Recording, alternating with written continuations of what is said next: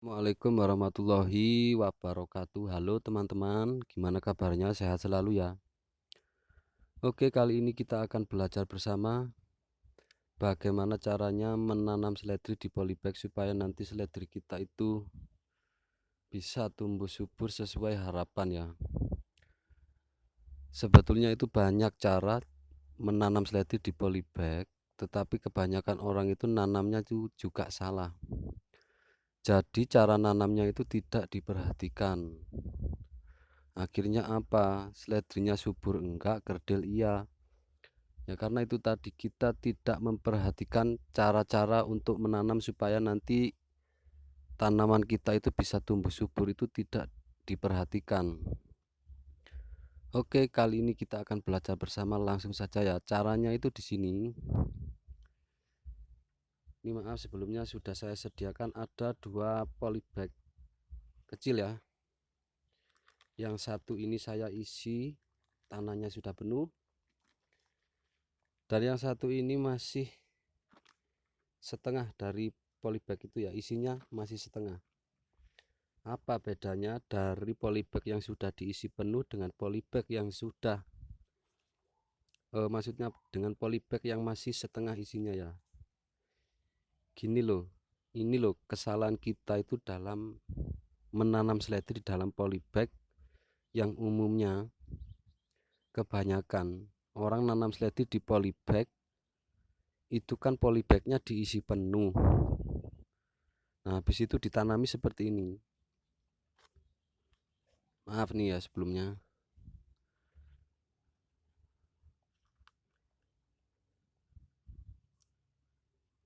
Nah, setelah tanaman seledri itu kita tanam seperti ini, semakin lama semakin dewasa, artinya perakaran seledri ini semakin merambat. Artinya apa?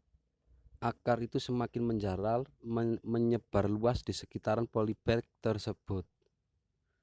Kalau sudah seperti itu, artinya kita harus menambahkan nutrisi atau pupuk untuk menjaga kestabilan ketersediaan pangan untuk tanaman seledri tersebut.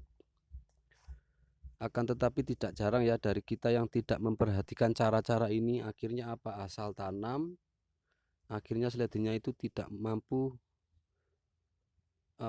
tumbuh subur ya. Nah, kalau kita itu nanamnya dari awal sudah seperti ini salah teman-teman. Jadi cara yang benar itu adalah nanamnya itu polybagnya itu jangan kita isi penuh dulu untuk media tanamnya. Oke, kita bahas satu-satu ya.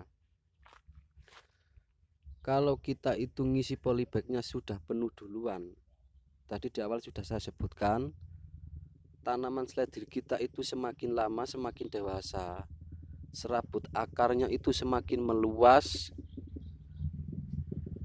semakin banyak akar yang meluas, akhirnya juga bakal banyak akar yang muncul ke permukaan media tanam ini. Contohnya seperti ini ya. Nih, ini tanaman seledri yang akarnya sudah mulai muncul ke permukaan polybag tersebut. Artinya apa? Kita juga harus menambahkan media tanam berupa tanah yang sudah dicampur dengan pupuk supaya apa?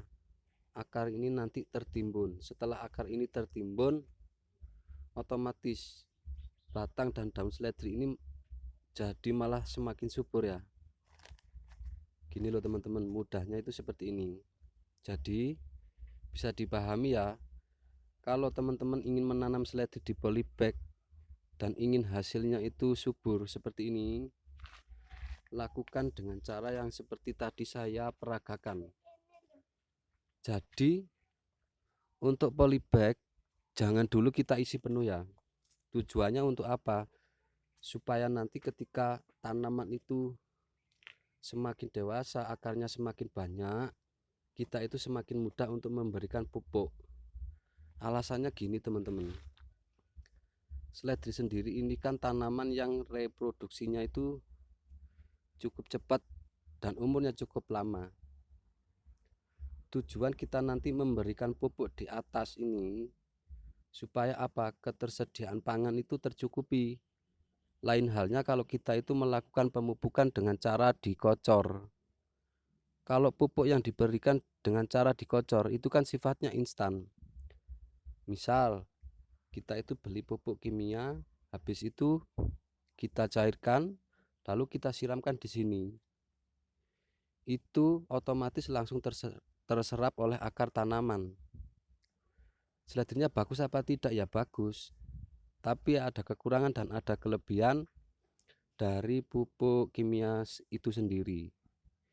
Makanya di sini perlu ditambahkan pupuk kandang atau pupuk kompos supaya apa? Ketersediaan pangan yang ada di dalam media tanam kita itu loh cukup, supaya apa? Nantinya ketika tanaman kita itu membutuhkan asupan nutrisi, itu tidak hanya menanti dari pupuk cair yang kita berikan, karena sudah tersedia di media tanam tersebut.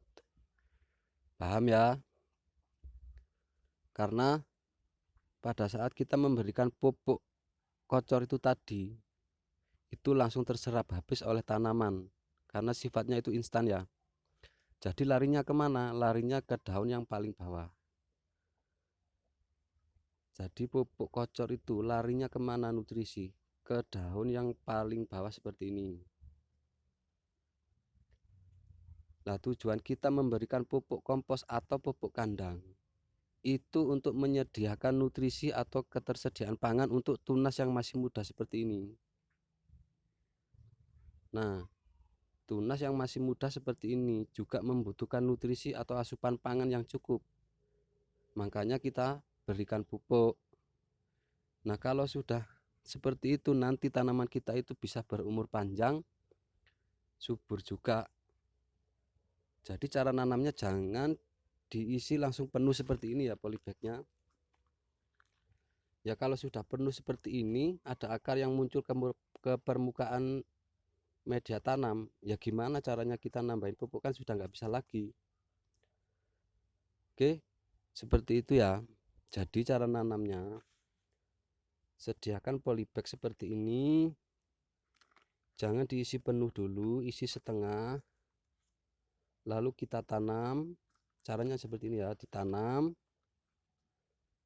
Nah, kalau sudah seperti ini, nanti tanaman ini semakin lama semakin dewasa, akarnya itu semakin banyak, otomatis kita itu semakin mudah untuk memberikan pupuk tambahan. Artinya tanaman tidak sampai kekurangan pangan dan hasilnya bisa seperti ini teman-teman.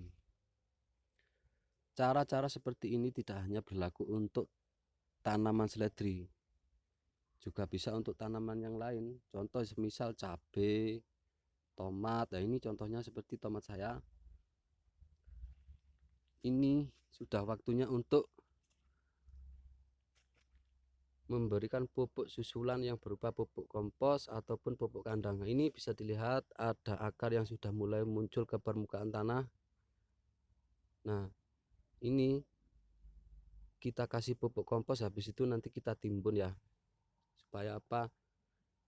Tanaman kita itu akarnya tidak terkena matahari pada saat musim hujan, tidak terkena sinar matahari pada musim kemarau, dan tidak mudah busuk ya ketika musim hujan.